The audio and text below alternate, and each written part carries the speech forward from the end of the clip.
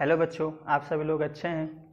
चलिए ठीक है, आज हम कक्षा 12 की रसायन विज्ञान में कोलिगेटिव प्रॉपर्टी का लास्ट प्रॉपर्टी पढ़ने जा रहे हैं, जिसका नाम है हिमांक का अवनमन या डिप्रेशन ऑफ फ्रीजिंग पॉइंट। ठीक है, आप बेटा इसमें ये देखेंगे कि किसी भी विलयन का जो वाष्प दाब होता है, यदि हम उसमें किसी अवाष्पशील विलेय पदार्थ को मिला देंगे तो उसके वाष्प दाब में क्या हो जाती है, कमी आ जाती है, जिसके कारण उस विलयन का जो हिमांक है उसके ताप में क्या होती है, कमी आ जाती है।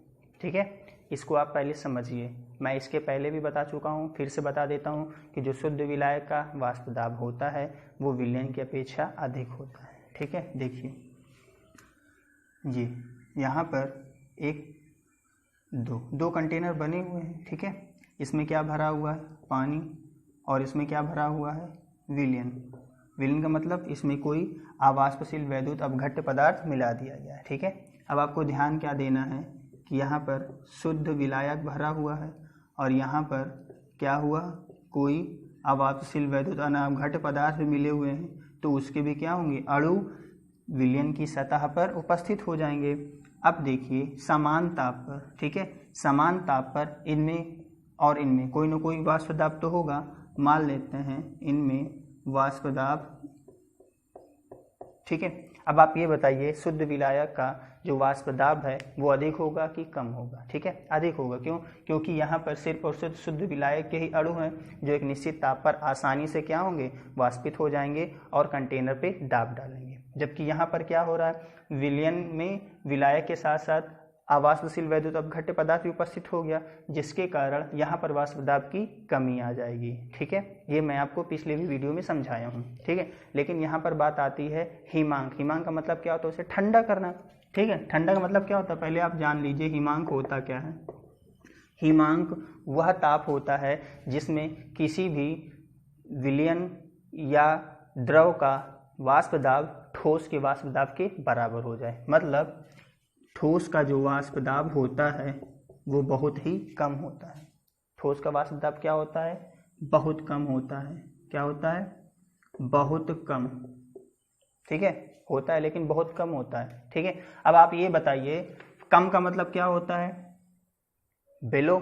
ठीक, अब आपको ये ध्यान रखना चाहिए कि वाष्प दाब डायरेक्टली प्रोपोर्शनल क्या होता है, टेम्परेचर। मतलब अगर हम ताप में इंक्रीजमेंट लाएंगे, मतलब हम ताप को यदि बढ़ाएंगे तो उसके वाष्प दाब में क्या होगा, उसके वाष्प दाब में क्या होगी, बढ़ोतरी होगी। मतलब जितना ज़्यादा ताप बढ़ाएंगे किसी भी विलयन का वाष्प दाब उतना ही बढ़ता चला जाएगा। हमें क्या करना है, वाष्प दाब में कमी लाना है। क्यों? क्योंकि हमें उसको क्या करना है, ठोस बनाना है। और ठोस बनाने के लिए क्या करना पड़ेगा, हमें उसको फ्रीज करना पड़ेगा, ठंडा करना पड़ेगा, तभी तो उसके वाष्प दाब में कमी आएगी। ठीक है, तो इसका मतलब क्या होगा, यदि हम इनको क्या करें, ठंडा करें। जब हम इनको ठंडा करेंगे तभी तो ये ठोस अवस्था में आएंगे।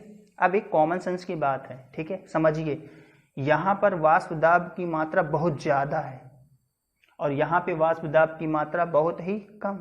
ठीक, अब कम को और कम करना है और ज़्यादा को कम करना है, तो टेम्परेचर किसका सबसे ज़्यादा होगा, आप कॉमन सेंस बताइए।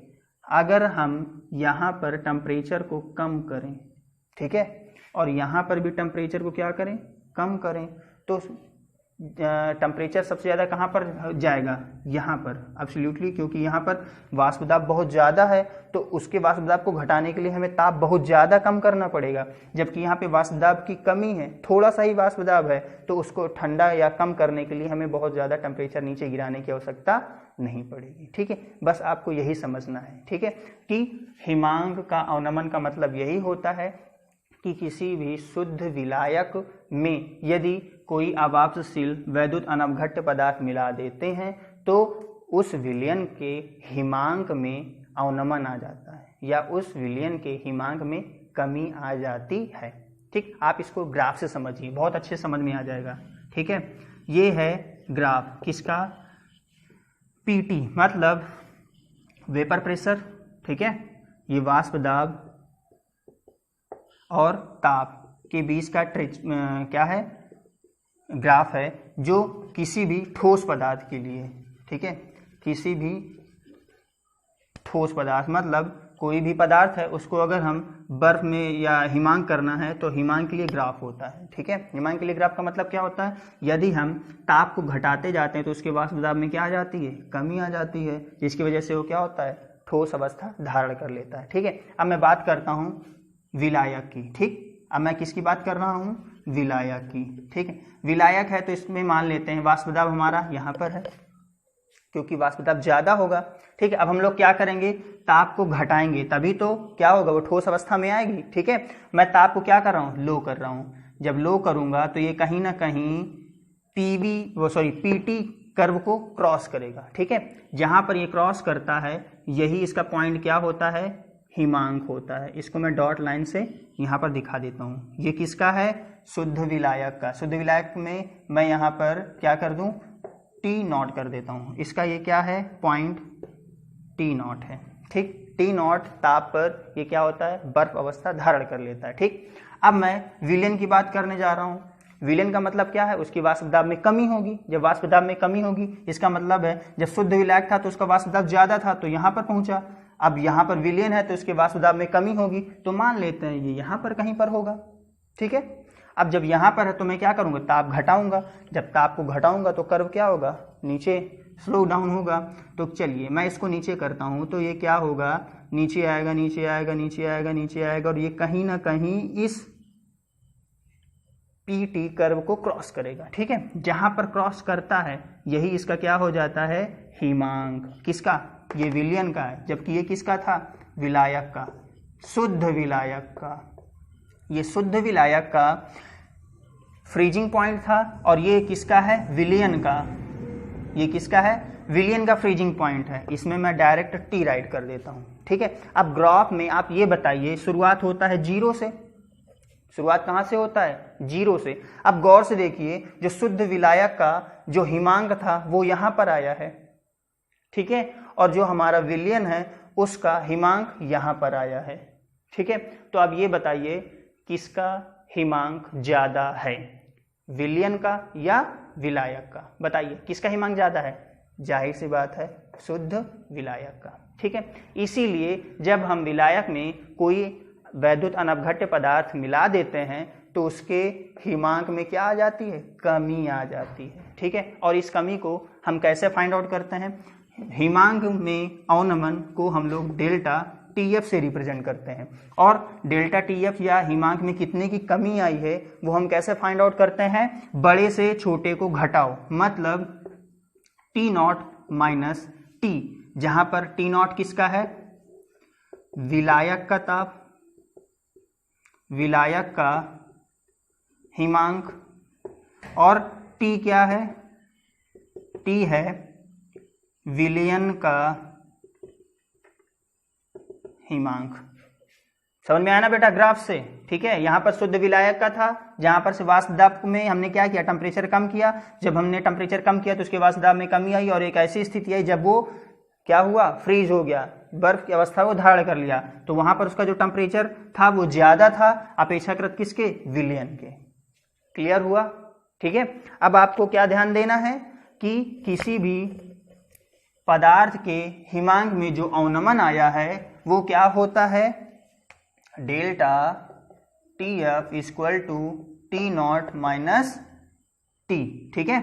अच्छा, फ्रीजिंग कर रहा हूं तो यहां पे मैं टी एफ राइट कर देता हूं जिससे आपको किसी प्रकार की कोई डाउट ना हो, क्योंकि अभी इसके पहले बॉइलिंग पॉइंट में जो क्या बोलते हैं एलिवेशन हुआ था वहां पर भी ऐसा ही था। बस ध्यान देना है कि बॉइलिंग पॉइंट से और ये फ्रीजिंग पॉइंट में अंतर है। वहां पर क्या किया गया था, विलयन के ताप से विलायक के ताप को घटाया गया था, जबकि हम लोग यहाँ पर क्या करेंगे, विलायक के फ्रीजिंग पॉइंट से विलयन के फ्रीजिंग पॉइंट को घटाएंगे।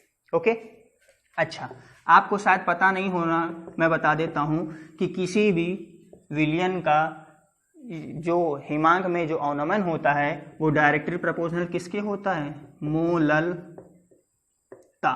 किसके बराबर होता है, मोललता के बराबर होता है। डायरेक्टली प्रोपोर्शनल का साइन अगर हम हटाएंगे तो यहाँ पर कोई ना कोई हमें कांस्टेंट लाना पड़ेगा, ठीक है। जब हम इसमें कोई ना कोई कांस्टेंट लाएंगे तो क्या हो जाएगा, delta T F equal to यहाँ पर क्या हो जाएगा, के एफ इंटू मोललता, ठीक। जहां पर डेल्टा, मैं सबके नाम राइट कर देता हूँ। डेल्टा टी एफ क्या है, हिमांक में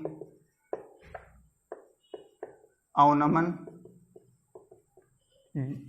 के एफ क्या है, मोलल अवनमन